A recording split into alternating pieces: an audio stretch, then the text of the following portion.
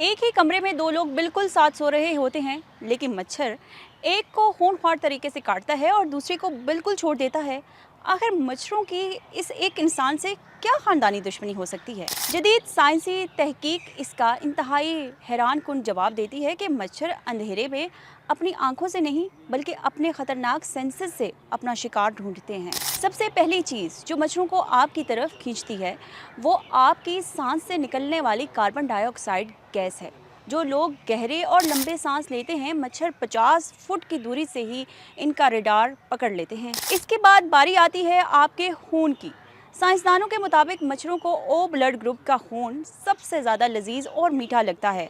यही वजह है कि वो ए या बी ब्लड ग्रुप वालों को छोड़कर ओ ग्रुप वाले जो लोग हैं उन पर दुगना हमला करते हैं। तीसरी बड़ी वजह आपका पसीना और जिस्म की हरारत है।